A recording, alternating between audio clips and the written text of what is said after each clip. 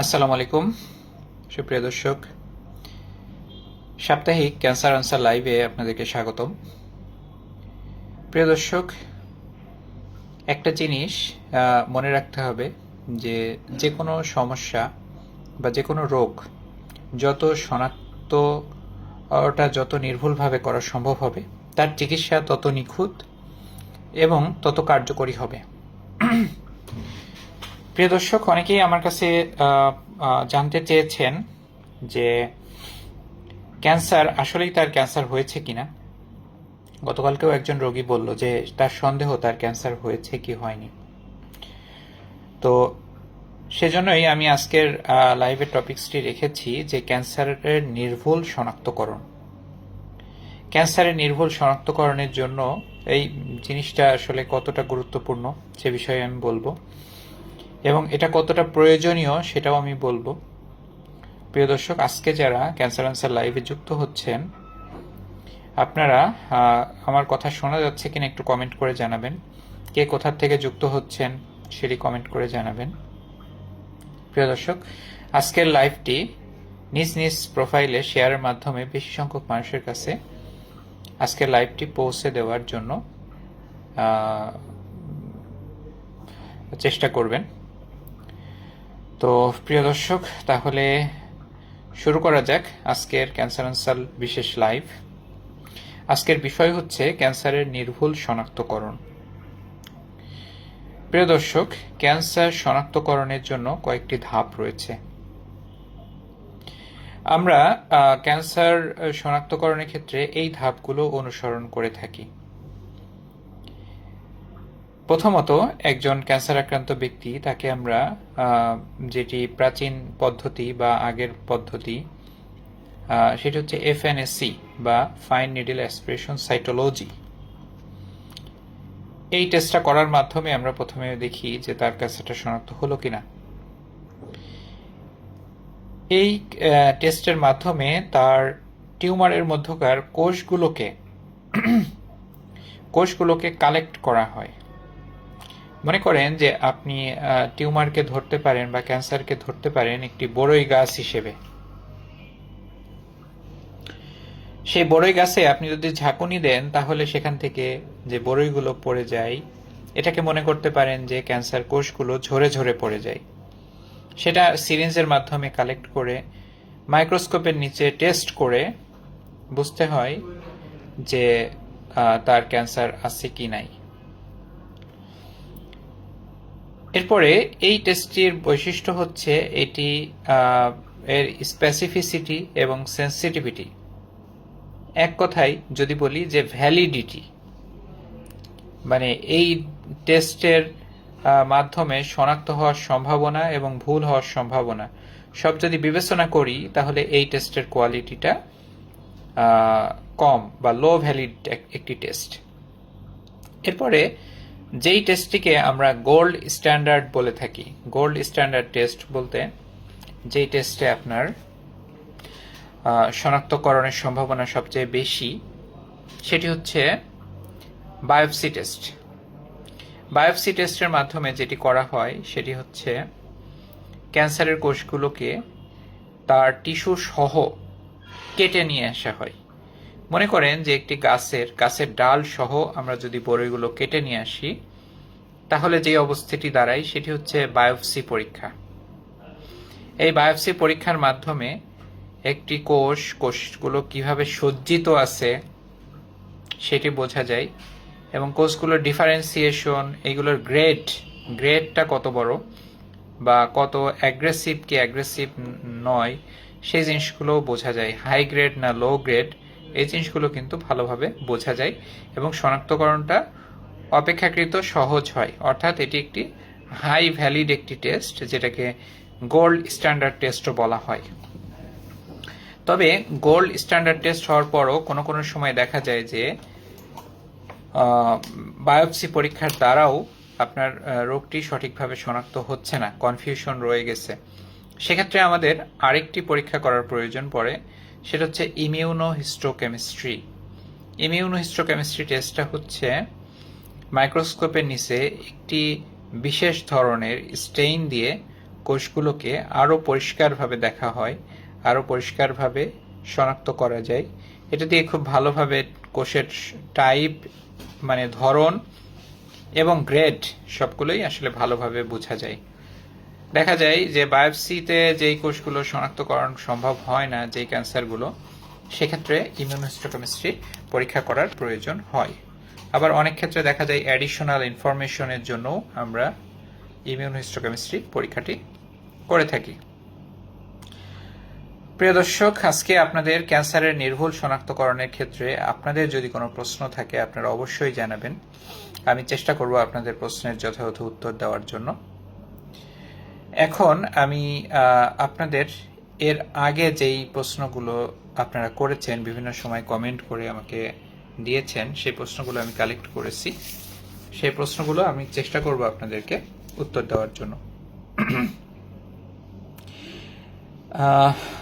একজন প্রশ্ন করেছেন যে পাকস্থলীর স্মল পলিপ কি ক্যান্সারের ঝুঁকি আছে, থাকলে করণীয় কি? হ্যাঁ, পাকস্থলী যদি পলিপ থাকে, এই পলিপ থেকে অবশ্যই তার হওয়ার সম্ভাবনা আছে, ক্যান্সার হওয়ার সম্ভাবনা আছে। পাকস্থলী ক্যান্সারের কয়েকটি টাইপ রয়েছে, তার ভিতরে একটি হচ্ছে পলিপয়েড, অর্থাৎ এগুলো পলিপের মতো দেখতে। পলিপ মানে একটি, মনে করেন যে নলাকার একটি স্ট্রাকচার, যেটি পাকস্থলী থেকে বের হয়ে ঝুলে থাকে। তো এটি থাকলে অবশ্যই সেটিকে এন্ডোস্কোপিতে যদি দেখা যায়, অবশ্যই সেখান থেকে বায়োপসি নিতে হবে এবং বায়োপসি নিয়ে হিস্টোপ্যাথোলজি করে দেখতে হবে যে তার আসলে এটি কি ধরনের সমস্যা, এটি ক্যান্সার নাকি নন ক্যান্সারাস কিছু। একজন প্রশ্ন করেছেন থার্ড অর ফোর্থ স্টেজ কি ভালো হয়? ক্যান্সারের থার্ড এবং ফোর্থ স্টেজ ভালো হয় কিনা? হ্যাঁ, ধন্যবাদ আপনাকে। ক্যান্সারের থার্ড ফোর্থ স্টেজও ভালো হয়, তবে সেক্ষেত্রে সম্ভাবনা ফার্স্ট এবং সেকেন্ড স্টেজ বা প্রাথমিক অবস্থার তুলনায় সম্ভাবনা কমে যায়। সুতরাং ভালো হতে চাইলে অবশ্যই আপনাকে দ্রুত যথাযথভাবে চিকিৎসা গ্রহণ করতে হবে। প্রিয় দর্শক, আমরা ক্যান্সারের নির্ভুল চিকিৎসা নিয়ে আমরা কথা বলতেছিলাম। আমরা সেই সূত্র ধরেই আরো কিছু কথা বলতে চাই। অনেক সময় দেখা যায় আমাদের কাছে আসে যে এফএনএসিতে একরকম রিপোর্ট আসে, দুইটা ল্যাবের থেকে দুই রকম আসে, আবার বায়োপসিতে একরকম আসে। রোগীরা মনে করে বা এই ডিফারেন্সিয়েশন, এই ভিন্নতাটা কেন হয়? প্রথমত, এফএনএসসি কোনো গোল্ড স্ট্যান্ডার্ড টেস্ট নয়। এফএনএসসি পরীক্ষার পরে দেখবেন যে রিপোর্টে লেখা থাকে সাজেস্টিভ, মানে কনফার্মেটরি লেখা থাকে না, সাজেস্টিভ মানে হতে পারে, এরকম একটি কথা লেখা থাকে। তো আমাদের দেশে বা আগে দেখা যেত যে এটা বেশি অ্যাভেলেবল হওয়ার কারণে রোগীরা এই টেস্টটা করতে সমর্থ হতো এবং কস্ট ইফেক্টিভ হওয়ার কারণে এটা করেই আমাদের চিকিৎসা দেওয়া হতো। কিন্তু মানে এটা যদি কোনো সন্দেহ দেখা দেয় তাহলে অবশ্যই এফএনএসি থেকে বায়োপসি পরীক্ষার মাধ্যমে বা ইমিউনোহিস্টোকেমিস্ট্রি করে নিশ্চিত হয়ে নির্ভুল চিকিৎসা আপনাকে দিতে গেলে এবং যথাযথ চিকিৎসা আপনাকে দিতে গেলে অবশ্যই আপনার ডায়াগনোসিসটা কনফার্ম হতে হবে। সেক্ষেত্রে আপনাকে এই 3টা স্টেপ ফলো করতে হবে। তো এখানে যেমন আমি যেটা বললাম যে এফএনএসিতে মানে একবার দেখা যায় যে আসছে পজিটিভ আসছে, একবার নেগেটিভ আসতেছে, দুইটা ল্যাবে দুই রকম। এটা কেন হয়? এটা এই জন্য হয় যে একটা টিউমারের ভিতরে, একটা ক্যান্সার টিউমারের মধ্যে কিন্তু সবগুলো কোষই ক্যান্সার থাকে না। দেখা যায় যে এর 60% কোষে ক্যান্সার থাকে, 40%-এ থাকে না, 70% থাকে, 30% থাকে না। আপনি যখন সুই দিয়ে যখন নিবেন তখন হয়তো বা আপনার সুইটা হয়তো ক্যান্সার কোষগুলোকে নিয়ে আসলো না, নর্মাল কোষকে নিয়ে আসলো, বা এমন জায়গায় নিয়েছেন সেখানে ক্যান্সার টিউমার পর্যন্ত পৌঁছাতেই পারলো না। এই যে টেকনিক্যালি যদি আপনার সেই সেলগুলো যদি না আসে তাহলে তো আপনার ডায়াগনোসিস হবে না। যদিও খালি দৃষ্টিতে আমরা মনে করতে পারি যে তার তো আসলে ক্যান্সার আছে, কিন্তু আসছে না কেন, রিপোর্ট ভুল আসছে কেন? এটা আসলে একটা টেকনিক্যাল একটা ফল্ট এবং এটা আসতেই পারে। সেক্ষেত্রে দেখা যায় অনেক সময় যে বডির যে ডিপ সিটেড স্ট্রাকচার রয়েছে সেখান থেকে ইমেজ গাইডেড এফএনএসসি বা বায়োপসি এই টেস্টগুলো করা হয়ে থাকে। তো ইমেজ গাইডেড মানে আপনার বুকে থাকলে সিটি স্ক্যান গাইডেড, পেটে থাকলে অনেক সময় সিটি গাইডেড, আলট্রাসোনো গাইডেড আমরা সেই টিস্যু থেকে স্যাম্পল কালেকশন করে করা হয় আর কি, টেস্ট করা হয়। আবার অনেক সময় দেখা যায় যে যদি অপারেবল হয় সার্জিক্যালি, অনেক সময় অপারেশনের পরেও পরীক্ষা নিরীক্ষা করার প্রয়োজন পড়ে। দেখা যাচ্ছে যে অপারেশনের অনেকে 2বার পরীক্ষা করতে চান না, যেমন অপারেশনের আগে একটি টেস্ট করেছেন, ব্রেস্ট ক্যান্সারই ধরলাম, অপারেশনের আগে আপনি করেছেন, অপারেশনের পরে আপনি আর টেস্ট করলেন না, টাকা পয়সা খরচ হবে এই জন্য। তো অপারেশনের পরে টেস্ট করাটা আগের থেকে কোনো অংশে কম গুরুত্বপূর্ণ নয়। অপারেশনের পরে আপনার যে ফুল যে স্পেসিমেনটা থাকবে, অর্থাৎ ব্রেস্ট স্পেসিমেনটা থাকবে, ইনক্লুডিং এক্সিলা থাকতে পারে, সেই স্পেসিমেন থেকে আপনার টিএনএম স্টেজিংটা আরও ভালোভাবে সবচেয়ে অ্যাকুরেটলি করা যাবে। অর্থাৎ আপনার রোগের বিস্তার, আপনার সার্জারির মাধ্যমে মার্জিন ক্লিয়ার হয়েছে কি হয়নি, অ্যাডিকুয়েট সার্জারি হয়েছে কি হয়নি, পরবর্তী আপনার চিকিৎসা প্ল্যান, সেটা কিন্তু নির্ভর করবে চিকিৎসা মানে সার্জারি পরবর্তী যেই স্পেসিমেন পাইলেন সেই হোল স্পেসিমেনটা নিয়ে আবারও histopathology, marginal status, pathological staging এবং প্রয়োজন ক্ষেত্রে ইমিউনোহিস্টোকেমিস্ট্রিও টেস্ট করা লাগতে পারে। তো অবশ্যই আপনাকে সেই সার্জারি করে যে জিনিসটা পাওয়া গেছে তখনও আপনাকে আরেকটা এই টেস্ট করতে হবে, এটা বায়োপসি, আর আরেকটা বায়োপসি টেস্ট অবশ্যই করতে হবে। আর মার্কার দেখার জন্য, ইমিউনোহিস্টোকেমিক্যাল মার্কার দেখার জন্য অবশ্যই ইমিউনোহিস্টোকেমিস্ট্রি করতে হবে। যেমন আমরা হরমোন রিসেপ্টর স্ট্যাটাস দেখতে চাই, হরমোন নেগেটিভ না হরমোন পজিটিভ টিউমারও। হরমোন নেগেটিভ টিউমারে হরমোন থেরাপি দেওয়ার প্রয়োজন পড়ে না, কিন্তু হরমোন পজিটিভ টিউমারে 5 বছর হরমোন থেরাপি আপনাকে দেওয়া লাগতে পারে। তো এটার একটি কস্ট আছে, এটার একটি শারীরিক সাইড ইফেক্ট আছে এটার। তো আপনি যদি হরমোন রিসেপ্টর পজিটিভ না থাকে তাহলে আপনি সেটা কেন দিবেন? আর সেটা যদি আপনাকে জানতে হয়, আপনাকে অবশ্যই পরবর্তীতে আপনাকে এই টেস্টগুলো আপনাকে করেই আপনাকে জানতে হবে। তো প্রিয় দর্শক, আমরা বলতেছিলাম যে ক্যান্সারের নির্ভুল চিকিৎসা। অবশ্যই আপনাকে যদি নির্ভুলভাবে কোনো চিকিৎসা করতে হয়, আপনাকে নির্ভুলভাবে ডায়াগনোসিস করতে হবে, নির্ভুলভাবে তার রোগটা শনাক্ত করতে হবে। বর্তমানে রোগগুলোকে আসলে প্রিসিশন মেডিসিন বা প্রিসিশন অনকোলজি বা পার্সোনালাইজড মেডিসিন হিসেবে কিন্তু রোগগুলোকে কিন্তু ক্যান্সারগুলোকে কিন্তু আইডেন্টিফাই করা হয়। একই ক্যান্সার, ধরেন ব্রেস্ট ক্যান্সার একই ধরনের ক্যান্সার, পৃথিবীতে 200-এর অধিক রকমের ক্যান্সার রয়েছে। একই ক্যান্সারের মধ্যে আপনার 10টা-20টা ধরন থাকতে পারে।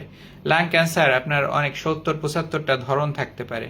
ঠিক আছে, এরকম যে কোনো মলিকুলার মার্কার দেখে আমরা কিন্তু আপনার ক্ষেত্রে ইন্ডিভিজুয়ালাইজড যেই ধরনটি আপনার জন্য রয়েছে আমরা যদি স্পেসিফিক্যালি যদি শনাক্ত করতে পারি, দেখা যায় অনেক সময় শুধুমাত্র একটি টার্গেটেড থেরাপি, একটা মেডিসিনই আপনার চিকিৎসার জন্য যথেষ্ট। এক্ষেত্রে আপনাকে অনর্থক চিকিৎসা ব্যয় যেমন এড়ানো যাবে এবং কার্যকরীভাবে আপনার চিকিৎসাটাও দেওয়া সম্ভব হবে এবং আপনার শরীরে তেমন কোনো পার্শ্ব প্রতিক্রিয়া ছাড়াই সেটি কিন্তু পসিবল। আমি যদি আমার একটি এক্সপেরিয়েন্স শেয়ার করি, আমার একটা পেশেন্ট আসলো যে এই ম্যাক্সিলার এখানে একটি টিউমার, তো সেখানে তার একটা ডায়াগনোসিস আসলো, সেটা আমরা মানে এফএনএসসিতে একরকম আসলো। পরে আমরা সেটাকে শনাক্ত করার জন্য আমরা দেখলাম যে সেটা তার এক ধরনের ব্লাড ক্যান্সার এখানে গোটা হয়েছে, যেটা কিন্তু খুবই রেয়ার একটি ধরন। তো আমরা যদি প্রথমেই তার চিকিৎসা শুরু করতাম তাহলে ব্যাপারটি হতো কি, আমরা অনর্থকভাবে তাকে আমরা সঠিক ডায়াগনোসিস না করার কারণে আমরা কিন্তু আমরা ভুল করতাম। তো যখন তাকে তিনি বিরক্ত হচ্ছিলেন যে স্যার আপনি তো পরীক্ষায় করিয়ে যাচ্ছেন, তো ব্যাপারটি কি হলো, তিনিই লাভবান হলেন এবং তার কিন্তু অনর্থক কেমোথেরাপি দেওয়ার প্রয়োজন হয়নি এবং শুধুমাত্র রেডিওথেরাপির মাধ্যমেই কিন্তু তিনি কিওর হয়ে যাবেন। সেটা ছিল প্লাজমাসাইটোমা। তো এটা হচ্ছে এক ধরনের ব্লাড ক্যান্সার এবং শুধুমাত্র এখানে রেডিওথেরাপি দিয়েই কিন্তু তিনি কিওর হয়ে যেতে পারেন। তো দেখা যাচ্ছে যে এই পরীক্ষাগুলো করার কারণেই কিন্তু তার ক্ষেত্রে এটা পসিবল হয়েছে। তো প্রিয় দর্শক, ক্যান্সার শনাক্তকরণের ক্ষেত্রে এবং মলিকুলার মার্কার দেখার ক্ষেত্রে আমাদের প্রয়োজনীয় পরীক্ষা করার প্রয়োজন হলে অবশ্যই আপনার সেই পরীক্ষাটা করা উচিত। তাহলে আরো স্পেসিফিকভাবে আপনার রোগটা শনাক্ত হবে এবং স্পেসিফিক শনাক্ত হলে আমরা টার্গেটেড থেরাপি, ইমিউনোথেরাপি সেইগুলো প্রয়োগ করার মাধ্যমে আমরা কিউরেটিভ ট্রিটমেন্ট খুব সহজেই আমরা করতে পারবো। অন্যথায় আপনার অযথা অনর্থক চিকিৎসা হবে, চিকিৎসা ব্যয় বাড়বে, কষ্ট বাড়বে, কিন্তু চিকিৎসার মাধ্যমে লাভ হবে না।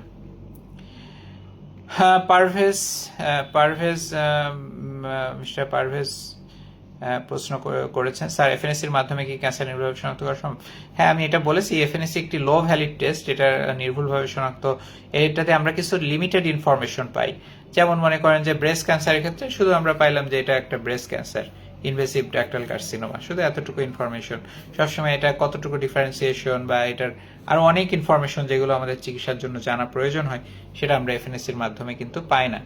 তো পরবর্তীতে বায়োপসি অবশ্যই করার প্রয়োজন হয় যখন আমরা শনাক্ত করতে পারি। তবে এফএনএসি একটা স্ক্রিনিং টেস্ট, এবং প্যালিয়েটিভ চিকিৎসার ক্ষেত্রে এফএনএসি আমরা করে থাকি। যেমন স্ক্রিনিং টেস্ট মানে মনে করেন কারো ব্রেস্ট লাম্প আছে, তার স্তনে গোটা আছে, তার ক্ষেত্রে আমরা কি করতে পারি, আমরা একটা এফএনএসি করে দেখতে পারি যে এটা ক্যান্সার কিনা। যদি স্তনে, তো তখন আমরা এটা অপারেশন করতে পারি, স্টেজিং করতে পারি, পরবর্তীতে আবারও বায়োপসি করতে পারি। তো এটা একটা স্ক্রিনিং একটি টেস্ট, এবং দেখা যায় অনেক সময় যে যখন মানে মেটাস্টাসিস হয়ে যায়, শরীরের কোনো অংশে ছড়িয়ে গিয়েছে, তখন আমরা হয়তো এফএনএসি টেস্ট করে থাকি। কিন্তু প্রাথমিক শনাক্তকরণের জন্য এবং কিউরেটিভ ট্রিটমেন্টের জন্য আপনাকে বায়োপসি টেস্ট করতে হবে। মানে বায়োপসি করাটা ভালো, তবে এটি আপনার রোগের ধরনের উপরও নির্ভর করবে, সেটা আপনার চিকিৎসকই ভালো বলতে পারবেন। সুমনা আফরোজ, যা খাই তাতেই গ্যাস হচ্ছে, এর কারণ কি আপা? আপনার সম্পর্কে আমি না জেনে আসলে মতামত দিতে পারতেছি না। গ্যাসের সমস্যা যে কারোরই হতে পারে আপনার, এবং এর জন্য আপনার চিকিৎসকের পরামর্শ নেবেন অবশ্যই। Sharmin Akter, stage 2 breast cancer. আপনার স্টেজ 2 ব্রেস্ট ক্যান্সার কিউরেবল একটি ডিজিজ, এবং দেখা যায় অলমোস্ট 90% ক্ষেত্রে এটি কিন্তু কিওর হয়ে যায়। আপনি যথাযথভাবে চিকিৎসা গ্রহণ করবেন, চিকিৎসার মাঝে গ্যাপ দিবেন না দয়া করে, তাহলে ইনশাল্লাহ আমরা ভালো কিছু আশা করতে পারি আপা। অতিরিক্ত গ্যাস পেট ফেপে থাকে কি ক্যান্সার হতে পারে আপা? এটা তো পরীক্ষা করে বলতে হবে। পেটের যে কোনো ক্যান্সারেই আপনার অ্যাসিডিটির সমস্যা হতে পারে। পাপ্পু, হ্যাঁ পাপ্পু ভাই সালাম দিছেন, ওয়ালাইকুম আসসালাম। শারমিন আক্তার, আমাকে সব ফল খাওয়া নিষেধ করে দিছে, দেশি ফল খাওয়া যাবে আপা? ফল তো আসলে আমরা যেটা নিষেধ করি, যে ফরমালিন যুক্ত ফল যেগুলো বাইরে থেকে আমদানি করা, বিশেষ করে আপেল, আঙ্গুর, কমলা, এই ফলগুলো আমরা বিশেষ করে নিষেধ করি। হাইজিন মেনটেন করে খেতে বলি, তবে দেশি ফলমূল আপনি খেতে আসলে বাধা নাই। অনেক সময় বাতাবি লেবুর কথা নিষেধ করে দেওয়া হয়। কিছু কিছু টার্গেটেড থেরাপি এর সাথে ইন্টারাকশন হতে পারে, সেই কথা চিন্তা করে আসলে। হ্যাঁ সুমনা, হ্যাঁ তারপরে হ্যাঁ মোহাম্মদ আবু জাফর লিমন, ডাক্তার অ্যাডনোকার্সিনোমা গ্রেড 2। আচ্ছা, এটা এক ধরনের ব্রেস্ট ক্যান্সারের কথা আপনি বললেন। পারভেজ মোল্লা, স্যার আমার মায়ের ব্রেস্ট ক্যান্সার স্টেজ 2, ভারত থেকে ট্রিটমেন্ট করা হয়েছে 4 বছর আগে, এখন ভালো আছে, একটা ফলো আপ করানো চাচ্ছেন আপনাকে।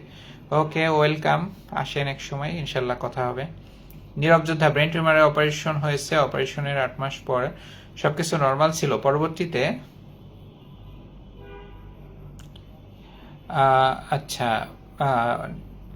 ওভারিয়ান পেশেন্ট সামান্য পানি আসা কি বেশি চিন্তার? হ্যাঁ, ওভারিয়ান ক্যান্সার পেশেন্টের ক্ষেত্রে পেটে পানি আসতে পারে, তবে এই ক্ষেত্রে আমরা এটাতে অতটা চিন্তিত হই না, বা এটা স্টেজ 4 ডিজিজও নয়। ওভারিয়ান ক্যান্সারে যদি পেটে পানি আসে, তারপরেও কিন্তু সেটা স্টেজ 4 ডিজিজ নয়, অর্থাৎ এটা কিন্তু ছড়িয়ে পড়া রোগ হিসেবে আমরা করি না। এটা হয়তো আমরা তখন আমরা স্টেজ 3 বা এরকম আমরা করি, যে পেরিটোনিয়াল মেটস। তো এটা পানি আসলেও এটা কিন্তু কিউরেবল ডিজিজ ওভারিয়ান ক্যান্সারের ক্ষেত্রে। হ্যাঁ, Reza Karim, triple negative breast cancer, triple negative. আচ্ছা আচ্ছা,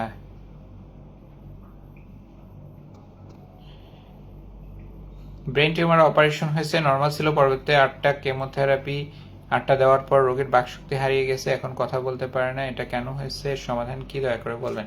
আচ্ছা, ব্রেন টিউমার আসলে ব্রেন ক্যান্সার, তার হয়তো বা কি ছিল আমি সেটা জানি না, তবে তাকে আসলে ব্রেন ক্যান্সারের মূল চিকিৎসা আসলে রেডিওথেরাপি, প্যালিয়েটিভ ইন্টেন্টে হয়তো আমরা কেমোথেরাপি দিতে পারি, বা আমরা টার্গেট থেরাপি দিতে পারি। তো এখন আসলে আমি তার সম্পর্কে না জেনে আসলে তেমন কিছু বলতে পারবো না, তবে ব্রেইনের ক্ষেত্রে আপনার যে কোনো কিছুই ঘটতে পারে। আপনার যদি রিকারেন্স হয় আপনার বাকশক্তি রহিত হয়ে যেতে পারে, এটা যে কোনো সময়ই হতে পারে। ব্রেইনে তো আমাদের শরীরের সব কিছুর সেন্টারই তো ব্রেইনে।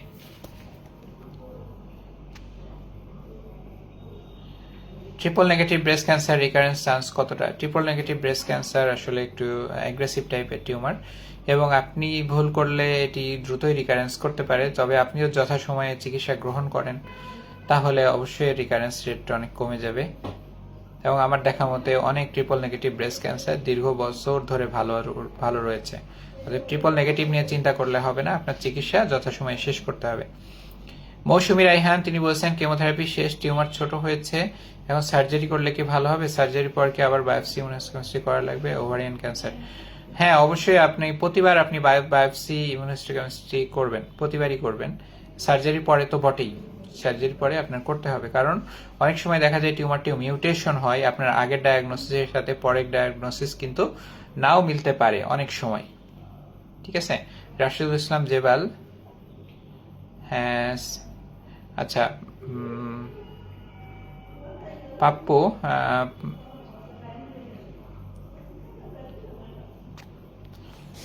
হ্যাঁ পাপ্পু ভাই আপনি বলছেন যে ফুসফুস ক্যান্সার,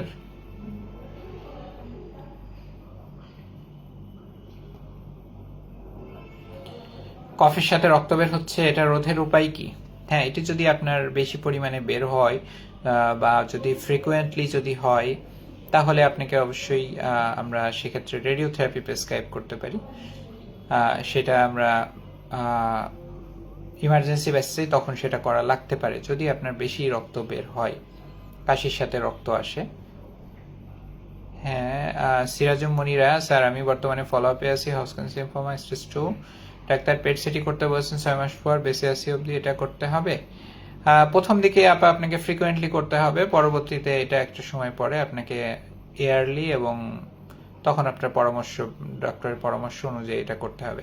তবে লিম্ফোমার ক্ষেত্রে আমরা এটি ফ্রিকোয়েন্টলি একটু বেশি করে থাকি, কারণ স্টেজিং এর জন্য এটা হচ্ছে সবচেয়ে ভালো টেস্ট লিম্ফোমা স্টেজিং এর জন্য। হোমিওপ্যাথিক চিকিৎসায় ক্যান্সার ভালো হয় কি? তারা বলে 15 দিনে নির্মূল, কতটা সত্য? হোমিওপ্যাথিক চিকিৎসায় আমাদের কাছে যতগুলো অ্যাডভান্সড স্টেজের রোগী আসে অধিকাংশই তারা হোমিওপ্যাথিক খেয়ে রোগটা বাড়িয়ে নিয়ে আসে। হোমিওপ্যাথিক চিকিৎসা এটা আসলে কোনো চিকিৎসা নয়, এটা আন্তর্জাতিকভাবে স্বীকৃত কোনো ব্যবস্থা নয়, এটা মানুষ অনেকে পছন্দ করে, এটা একটি ফুড প্রোডাক্ট হিসেবে এফডিএ অ্যাপ্রুভ করেছে। তো আমাদের দেশে এটি প্রচলিত আছে, ইন্ডিয়া সাবকন্টিনেন্টেও এটি প্রচলিত আছে, মানুষ এটি পছন্দ করে, তাই এটি আসলে এই অঞ্চলে এর গুরুত্ব রয়েছে। তো অন্যদিকে ইউরোপ আমেরিকাতে কিন্তু এটার কোনো গুরুত্ব নাই বা এটাকে একটা ফুড প্রোডাক্ট হিসেবে করা হয়। অতএব আপনারা যারা হোমিওপ্যাথিক ট্রিটমেন্ট নেন এটাকে আসলে ট্রিটমেন্ট মনে করবেন না, এটাকে মনে করবেন একটি ফুড প্রোডাক্ট। তো অতএব এটার উপর ডিপেন্ড করে কোনো ভুল কাজ করবেন না, এটা আমি অবশ্যই আপনাদের রিকোয়েস্ট করব। আপনার খেতে ইচ্ছা করলে খান, কিন্তু অন্য চিকিৎসা অবশ্যই চালু রাখবেন।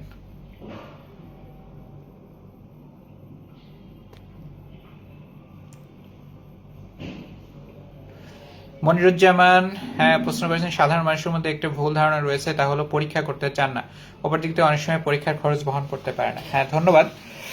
আমি একটা উদাহরণ সবসময় দেই যে আপনি ঢাকায় যাবেন কিন্তু ঢাকার রাস্তা আপনি চিনেন না, আপনি বাসে উঠলেন, বাসে উঠে আপনি খুলনায় চলে আসলেন, এরপরে আপনার মনে হলো আমি তো খুলনায় এসেছি, আবারও ঘুরে আপনাকে ঢাকায় যাওয়া লাগলো, তাহলে আপনার কি খরচ, সময়, এনার্জি সবই তো বেড়ে গেল।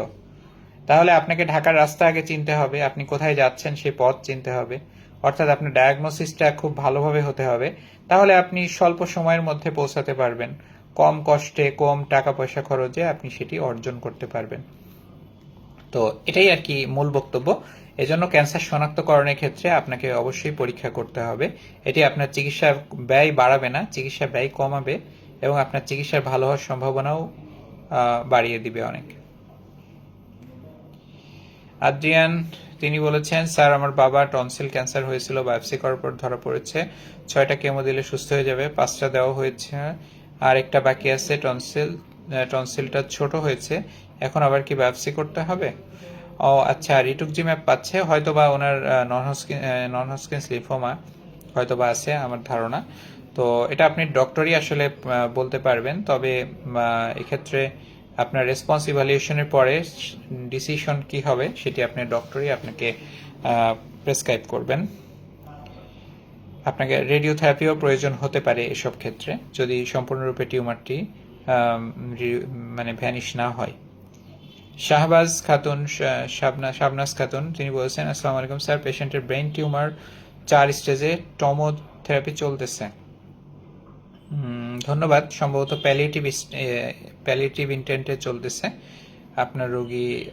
অনেক সময় দেখা যায় যে ব্রেন ক্যান্সার মানে আমরা মনে করি যে জীবনের শেষ, কিন্তু অনেক ব্রেন ক্যান্সার রোগী আমি দেখেছি যে স্টেজ 4 ব্রেন ক্যান্সার ব্রেইনে ছড়িয়েছে, এরকম রোগী লাং ক্যান্সার বা ব্রেস্ট ক্যান্সার ব্রেইনে ছড়িয়েছে, এরকম রোগী আমার দেখা মতে অনেক বছরের পর বছর ধরে ভালো রয়েছেন, সুস্থ স্বাভাবিক রয়েছেন।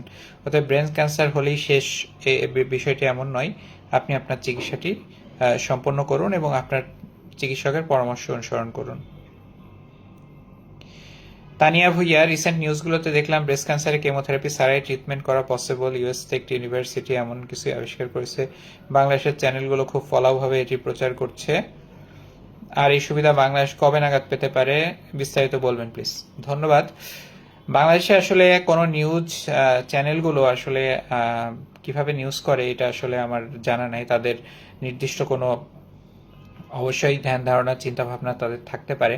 তো তারা যে নিউজগুলো ফলাও করে দেখা যায় যে বিষয়টি অনেক পুরাতন, হঠাৎ করে তারা ফলাও করতেছে। তো এরকম কিছুদিন আগে দেখলাম যে ট্রাসেন্ট্রিক নিয়ে তারা একটি নিউজ করেছে যে অনেক ভালো একটি মেডিসিন ইন্ডিয়াতে চালু হলো অনেক দিন পরে। তো ট্রাসেন্ট্রিক মেডিসিনটা যেটা ইন্ডিয়াতে রিসেন্টলি চালু হয়েছে ওটা আমি 2021 সাল থেকে ইউজ করছি, মানে বাংলাদেশে আমি আমার প্র্যাকটিস লাইফের শুরু থেকে ওটা ইউজ করতেছি। 3.5 লক্ষ টাকা ইমিউনোথেরাপি সেটার দাম। তো হচ্ছে সেটি এখন তারা ইন্ডিয়াতে নতুন সেটি শুরু হয়েছে, আর বাংলাদেশে সেটি কিন্তু 21 সালের আগের থেকেই আছে। তো এই নিউজগুলো আপনারা পজিটিভ নিউজগুলো আমাদের মিডিয়াতে কেন জানি কমই আসে, কিন্তু তা ইন্ডিয়াতে একটি চিকিৎসা শুরু হয়েছে এতদিন পরে, তারা এই বিষয়টি অনেক পিছিয়ে ছিল, ব্যাপারটি আসলে সেইভাবে না দেখে তারা কিন্তু ফলাও করতেছে যে মনে হচ্ছে চিকিৎসাটি নতুন। তো হয়তো ইন্ডিয়াতে নতুন, কিন্তু বাংলাদেশে সেই চিকিৎসাটা অনেক পুরাতন। তো এভাবে আসলে মিডিয়ার কথায় আসলে হওয়া যাবে না, বায়াসড হওয়া যাবে না। আমাদের চিকিৎসা পদ্ধতি যথাযথভাবে অনুসরণ করতে হবে। কোলন ক্যান্সার স্টেজ 3, শৈলীন দাস, তিনি লিখছেন, 8টা কেমোথেরাপি সাজেস্ট করেছে স্যার, বলেছিলেন দূরবর্তী সেন্স হয়েন সুস্থ। অবশ্যই স্টেজ 3-তে কোলন ক্যান্সারে ভালো হওয়ার সম্ভাবনাই বেশি, আপনি দ্রুত চিকিৎসা গ্রহণ করেন। যেহেতু আপনার কেমোথেরাপি একমাত্র চিকিৎসা, রেডিওথেরাপির প্রয়োজন হবে না ইনশাল্লাহ, সেক্ষেত্রে আপনার এই কেমোথেরাপিটাই সঠিকভাবে পূর্ণ ডোজটা কমপ্লিট করুন, ইনশাল্লাহ আপনি ভালো হয়ে যাবেন। কামরুল ইসলাম, আসসালামু আলাইকুম স্যার, আমার স্ত্রীর প্রথমে জরায়ু এফএনএসি করলে ক্যান্সার, আমার স্ত্রীর প্রথমে জরায়ুতে টিউমার ছিল, স্টেজ 3 ছিল, এমআরআই করে ওভারিতে ছোট একটি সিস্ট, ডাক্তার পরামর্শ গত মাসে ওভারি বায়োপসি করলে ক্যান্সার নাই ডাক্তার। আচ্ছা, আপনার স্ত্রীর, আচ্ছা ঠিক আছে, ওভারি থেকে যদি এই ক্লিনিক্যাল সিদ্ধান্তগুলো আসলে এইভাবে দেওয়া পসিবল না, এটা আসলে আপনার ডক্টরই ভালো বলতে পারবে। রেজা করিম, তিনি বলেছেন যে আমার বোন ট্রিপল টিএনবিসি পুরো সুস্থ হয়ে গিয়েছিল, কিন্তু ফলো আপে রিকারেন্স হয়েছে, ওর ডাবল মাস্টেক্টমি হয়েছে, টায়ার থেরাপি আছে, ফিউচারে রিস্ক ফ্যাক্টর আছে। হ্যাঁ, আপনার ক্ষেত্রেও একই কথা, আপনি পুরো রেগুলার ফলো আপে থাকেন। ট্রিপল নেগেটিভে ভয় পাওয়ার কিছু নেই, ট্রিপল নেগেটিভ ক্যান্সারও ভালো হয়ে যায়, আপনি আপনার চিকিৎসকের পরামর্শ মতো চলেন। মিতা খানম, ওভারিয়ান ক্যান্সার 6 বছর ধরে 3বার অপারেশন, কেমোথেরাপি দিয়েছি, 18 সাইকেল, এখন আবার 18 সাইকেল নিচ্ছি, এখন লিম্ফ নোডে ছড়িয়েছে, ক্যান্সার কি ভালো হবে? হ্যাঁ, ধন্যবাদ। ওভারিয়ান ক্যান্সারে বারবার সার্জারি করা লাগে, surgery is the mainstay of treatment followed by chemotherapy or antibody therapy or target therapy or immunotherapy, যেটাই বলেন। তো অতএব এ ধরনের রোগীদের ক্ষেত্রে আপনি বারবার সার্জারি করতেছেন, এটা স্বাভাবিক ব্যাপার, অসুবিধা নেই, তবে চিকিৎসার মাধ্যমে ভালো হওয়ার সম্ভাবনা রয়েছে। সেলিম আহমেদ, তিনি বলেছেন যে left breast cancer stage 2 treatment guideline অনুযায়ী একটা কেমোথেরাপি শেষ হয়েছে, পরবর্তী কেমো ডেট 11 তারিখ, রোগী কিছুটা দুর্বলতা, অ্যাপথাস আলসার দেখা দিয়েছে। তো ওকে, কেমোথেরাপি কেমোথেরাপি দিলে কিন্তু একটি 30-40% মানুষের ক্ষেত্রে কিন্তু তার ডেভেলপ করতে পারে, মাউথ আলসার, ওরাল আলসার বা অ্যাপথাস আলসার ডেভেলপ করতে পারে। অতএব আপনি ওরাল যেই মুখের যে যত্ন সেগুলো ঠিকমতো মেনে চলবেন। সেক্ষেত্রে আপনি ব্রাশ ব্যবহার করবেন না, তারপর স্পাইসি ফুড, ঝাল ফুড এগুলো খাবেন না, এবং শক্ত খাবার, বেশি গরম বেশি ঠান্ডা খাবার খাবেন না, এবং মাউথ ওয়াশ ব্যবহার করবেন, এবং আপনার ডক্টরের পরামর্শ মতো চলবেন। হ্যাঁ, ধন্যবাদ শাবনাজ আপা, আপনাকেও অনেক ধন্যবাদ। একজন বলেছেন আমি, আচ্ছা স্যার আপনি আব্দুল মমিন সুজন, স্যার আপনি আমাদের বগুড়াবাসীর গর্ব। হ্যাঁ, ধন্যবাদ আপনাদের বগুড়াবাসীর ভালোবাসার জন্য। অবশ্যই আমি আপনাদেরকে বগুড়াবাসীকে অবশ্যই অনেক ভালোবাসি। এমডি রনি মিয়া, ফুসফুস ক্যান্সার টিউমার কতটুকু ছোট হবে রেডিওথেরাপি দেওয়া যায়? কতটুকু ছোট হলে রেডিওথেরাপি দেওয়া যায়? আসলে এইভাবে তো বলা মুশকিল। আব্দুল মমিন সুজন, আপনার একটা কথা বলার সুযোগ পেয়েছে স্যার, সবসময় আমাদের এই সুযোগগুলো সবসময় দিয়েন। হ্যাঁ, ধন্যবাদ আব্দুল মমিন ভাই, ইনশাআল্লাহ আমি চালু রাখবো। স্যার রাশেদুল ইসলাম জেবাল, স্যার আমার উত্তর পাইনি। আচ্ছা, আপনি কি প্রশ্ন যেন করলেন?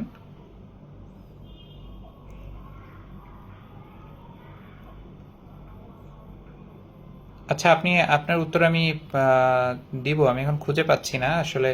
লাইভের মধ্যে এত প্রশ্নের উত্তর আসলে দেওয়াটা একটু কঠিন আমার জন্য, আমি এখন খুঁজে পাচ্ছি না। আচ্ছা, শিল্পী তিনি বলছেন, সালাম আলাইকুম স্যার, ফুসফুস ক্যান্সার স্টেজ 4, 14টা কেমো দিয়েছি, এখন স্টেবল ডিজিজ। এ মাসের 11 তারিখে পেট সিটি করেছি, তাতেও এখন রিপোর্ট শরীর ব্যথার কারণে, এখন আবার 6টা কেমো নিতে বলেছি ইন্ডিয়া থেকে, এখন কি করব? কি করবেন, আপনার ডক্টর আপনাকে যেই পরামর্শ দিয়েছেন সেটা ফলো করবেন। আর আসলে আমি না দেখে তো আসলে এইভাবে কমেন্ট করাটা মুশকিল। আচ্ছা, মোহাম্মদ আবু জেবাল, হ্যাঁ স্যার, ডাক্টাল কার্সিনোমা কি বলছেন আপনি?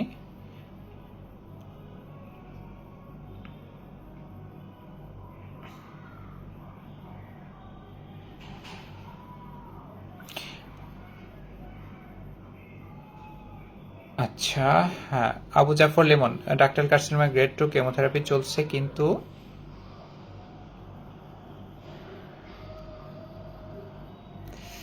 কিন্তু 62 কেজি দিয়ে কেমোথেরাপি শুরু করি 17 তারিখ। আমার বর্তমান ওজন 46 কেজি। ওহো, আপনার তো সিগনিফিক্যান্ট ওয়েট লস। আপনার সিগনিফিক্যান্ট ওয়েট লস, এটা আসলে স্পেসিফিক কোনো কারণ থাকতে পারে। আপনার চিকিৎসকের কাছ থেকে পরামর্শ নিন, বা আমার সাথে। আপনার আসলে মাত্র 4 মাসে আপনার 16 কেজি ওজন কমেছে, এটা আসলে সিগনিফিক্যান্ট। এটা আসলে কেন হচ্ছে, আপনার চিকিৎসকের সাথে যোগাযোগ করবেন একটু। এটা আমার কাছে স্বাভাবিক মনে হচ্ছে না। মঞ্জুর মোর্শেদ নিতুল, স্যার এন্ডোমেট্রিয়াল ক্যান্সারে এমএসএস ক্যান্সার টিউমারেও কেমোর সাথে ইমিউনোথেরাপি ভালো কাজ করছে। রেকটাল ক্যান্সারের এমএসএস এর ক্ষেত্রেও কি ভবিষ্যতে এমন কোনো ট্রায়ালের সম্ভাবনা দেখেন? আমার কি কিউআরএস এর জন্য এখনো কল্পনার বাইরে। আচ্ছা, এটা আসলে এই মুহূর্তে আমার পক্ষে বলা সম্ভব হচ্ছে না। ওভারিয়ান ক্যান্সারে কেন সার্জারি লাগে জানতে পারি?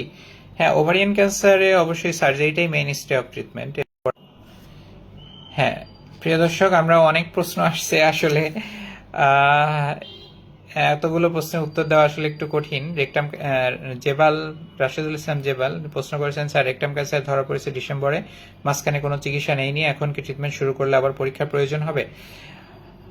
আসলে ক্যান্সারের চিকিৎসাটা একটু জটিল, মাল্টিডিসিপ্লিনারি অ্যাপ্রোচ। আপনারা সবাই হয়তো বিষয়টা খেয়াল করবেন যে একটা পেশেন্টের দেখেন যে, বিশেষ করে রেকটাম ক্যান্সারের ক্ষেত্রে আমি বলি, তার কিন্তু সার্জারি লাগে, কেমোথেরাপি লাগে, রেডিওথেরাপি লাগে, এবং এগুলোর কিন্তু একটা সিকোয়েন্স আছে। আপনি কেমোথেরাপি নিলেন, তারপরে হচ্ছে তার মানে রেডিওথেরাপি নিলেন, তারপরে আবারও কেমোথেরাপি নিলেন, তারপরে সার্জারি করলেন, বা কেমোথেরাপি প্রথমে শেষ করে রেডিওথেরাপি নিয়ে তারপরে লাস্টে সার্জারি করলেন।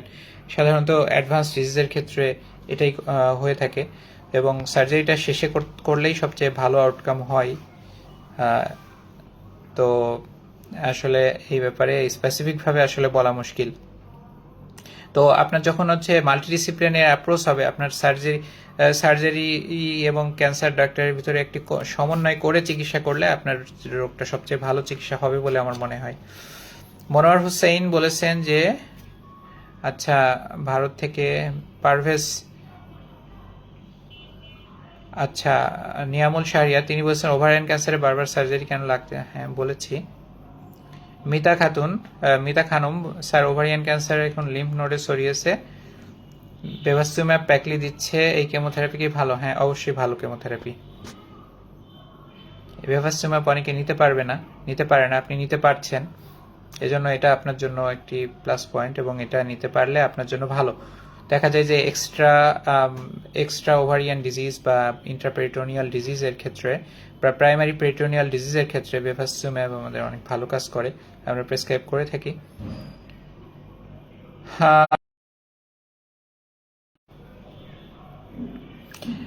প্রিয় দর্শক, এত আরো অনেক প্রশ্ন রয়েছে, আগেও অনেকে প্রশ্ন করেছে। আসলে আমি আরো আগের কয়েকটি প্রশ্নের উত্তর দেই। থাইরয়েড থেকে ক্যান্সার হয়েছে, নির্মূলের উপায় কি? থাইরয়েড ক্যান্সার সবচেয়ে ভালো দু একটি ক্যান্সারের একটি, যেগুলো আসলে ডিফারেন্সিয়েটেড থাইরয়েড ক্যান্সার। তার মধ্যে রয়েছে papillary thyroid cancer, follicular thyroid cancer, medullary thyroid cancer. এগুলো ভালো টাইপের থাইরয়েড ক্যান্সার, এবং সাধারণত দেখা যায় চিকিৎসা করে, সার্জারি করে, রেডিওআয়োডিন অ্যাবলেশন করলেই আপনার এগুলো নির্মূল হওয়া সম্ভব। কিন্তু অ্যানাপ্লাস্টিক বা মিক্সড যে ভ্যারাইটিগুলো রয়েছে এগুলো আসলে একটু অ্যাগ্রেসিভ, একটু না মানে অনেক অ্যাগ্রেসিভ টিউমার, এবং সেক্ষেত্রে আসলে চিকিৎসার মাধ্যমে ভালো সম্ভাবনা একটু কমে যায়। তো আপনারটা কোন টাইপ সে অনুযায়ী আপনার বলা যাবে আর কি।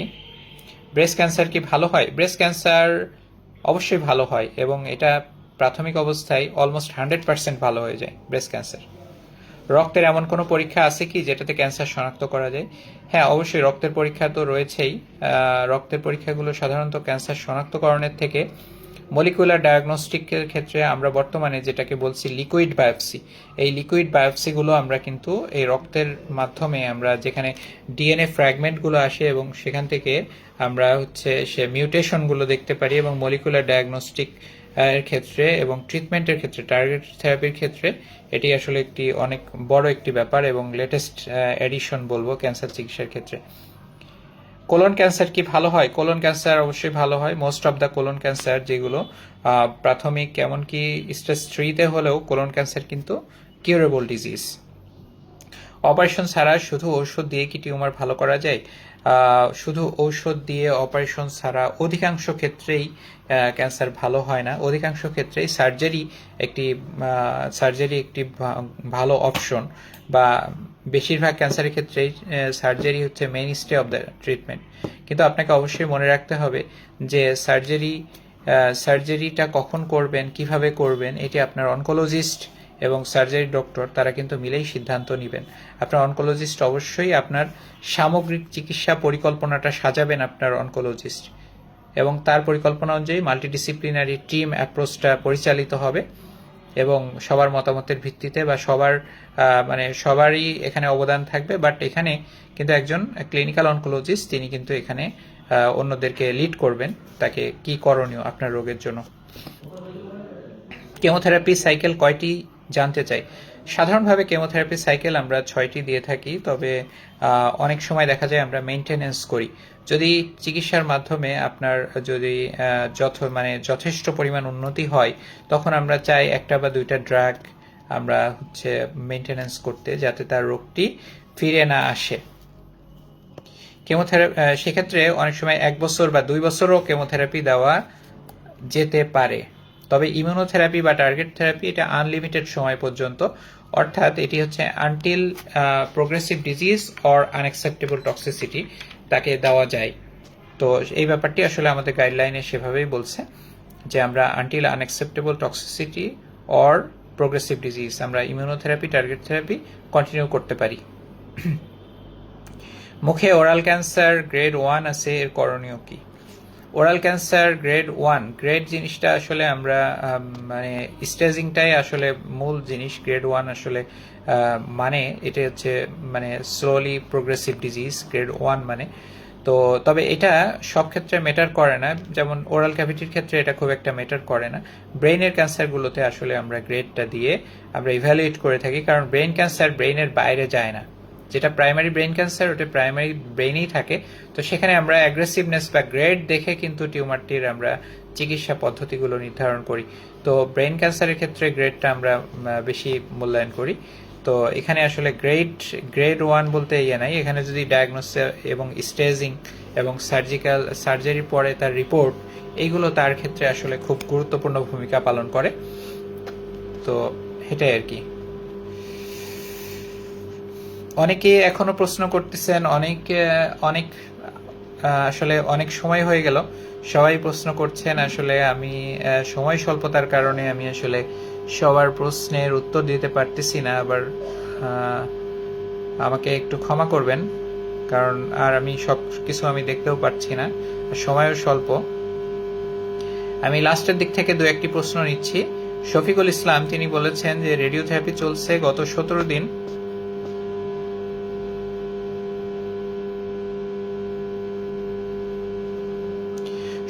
প্রায় 3 কেজি ওজন কমে গেছে। 16টি রেডিওথেরাপি দেওয়া হয়েছে, সাথে কেমো 3টা, খাবার নল দিয়ে দেওয়া হয়েছে। ওজনটা কি এটা স্বাভাবিক? হ্যাঁ, 3 কেজি ওজন কমেছে। আপনার আসলে আপনার যদি মানে ম্যালনিউট্রিশন থাকে, সম্ভবত তার হেডনেক ক্যান্সার রেডিওথেরাপি চলছে। হেডনেক ক্যান্সারে রেডিওথেরাপিতে মানে আসলে তার এই পুষ্টিহীনতাগুলো বেশি দেখা দেয়, কারণ সেটা ওরাল রিজিয়নে মিকোসাইটিস করে, ডিসফেজিয়া করে, অরাইনোফেজিয়া বা সোর থ্রট করে। তো সেই কারণে আসলে খেতে অসুবিধা হয়। তো এক্ষেত্রে ওজন একটু কমতে পারে। তবে যদি বেশি ওজন কমে যায়, আপনার বডি ওয়েটের তুলনায় যদি সিগনিফিক্যান্টলি ওয়েট লস যদি হয়, তাহলে আপনার চিকিৎসক, আপনার অনকোলজিস্ট আপনাকে অবশ্যই পরামর্শ দিবেন। সেক্ষেত্রে সাধারণত আমরা রেডিওথেরাপি 1 থেকে 2 সপ্তাহ আমরা ওয়েট করতে বলি বা বন্ধ রাখতে বলি, তারপরে আমরা আবার চালু করি তার ওয়েট গেইন হলে। তো প্রিয় দর্শক, এখনো অনেকে প্রশ্ন করতেছেন। লাস্টে একজন, আসলে আমি সবার প্রশ্ন আসলে নিতে পারবো না। ইসরাত জাহান তিনি বলেছেন, স্যার আমাদের মাধ্যমে অনেক কিছু জানতে পারলাম, জাজাকাল্লাহ, এটা অবশ্যই কন্টিনিউ করবেন। হ্যাঁ আপু, আমরা আসলে আপনাদের ভালোবাসাটাই আমাদের সম্বল। আপনারা যদি ফিল করেন, তাহলে আমি ইনশাল্লাহ এটা আমি কন্টিনিউ রাখবো। আপনারা যদি মনে করেন যে এটা আপনার কাজে আসতেছে, অবশ্যই আমি কন্টিনিউ করব। এমডি দুলাল উদ্দিন তিনি বলেছেন, দুলাল উদ্দিন স্যার, গলায় লিম্ফ নোড হলে এটা কিসের সংকেত? সাথে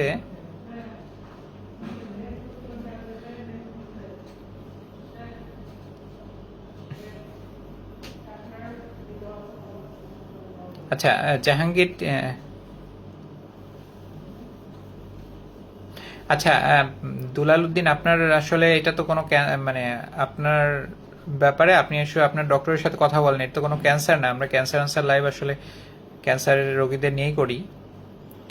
তারপরেও আপনার সচেতনতার জন্য ধন্যবাদ। আপনি একটু স্ক্রিনিং টেস্ট করে নেন। আপনার গলার ভিতরে যেহেতু প্রবলেম, আপনি একটু ইএনটি ডক্টরকে দেখিয়ে আপনি প্রয়োজনীয় পরীক্ষা করে একটু স্ক্রিনিং করে নেন। যদি আপনার কোনো ক্যান্সার সাসপেক্টেড কিছু থাকে, তাহলে এটি এক্সক্লুড করা যাবে। মোহাম্মদ জাহাঙ্গীর তিনি বলছেন, পিএসলি ক্যান্সার আমার 6 সার্কেল কেমো হয়েছে, সিটি স্ক্যান করে ডাক্তার বলেছে ক্যান্সার কিছুই নেই, 3 মাস পর দেখা করতে বলেছে, আবার ফেরত আসতে পারে কি না?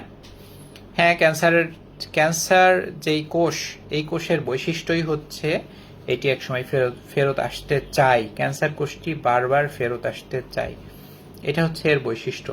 তবে এটি একটি নির্দিষ্ট সময়ের মধ্যে এর ফেরত আসার প্রবণতার সবচেয়ে বেশি থাকে। মনে করেন যে আপনার ডিজিজ কিওরের পরে প্রথম 2 বছরটা খুব ভাইটাল, এই সময় ফেরত আসার প্রবণতাটা বেশিরভাগ ক্যান্সারের ক্ষেত্রেই বেশি থাকে।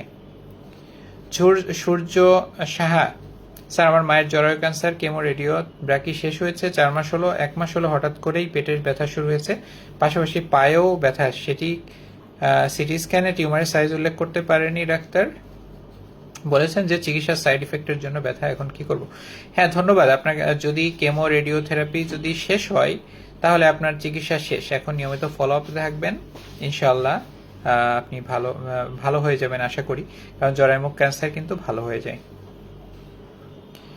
দুলাল উদ্দিন, ঠিক আছে স্যার, ধন্যবাদ। হ্যাঁ, আপনাকেও ধন্যবাদ। টুটুল মিয়া, রেডিও আয়োডিন ক্যাপসুলের দাম কেমন?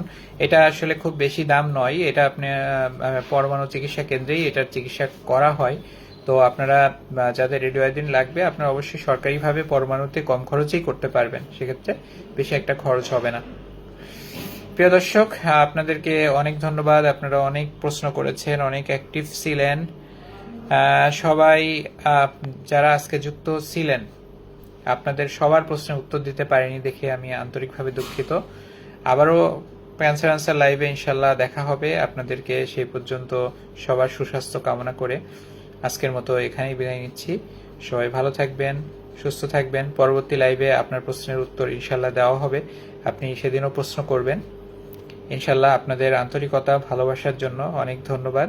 আজকের মতো এখানেই বিদায় নিচ্ছি। সবাই ভালো থাকবেন, সুস্থ থাকবেন। আসসালামু আলাইকুম ওয়া রাহমাতুল্লাহি ওয়া বারাকাতুহু।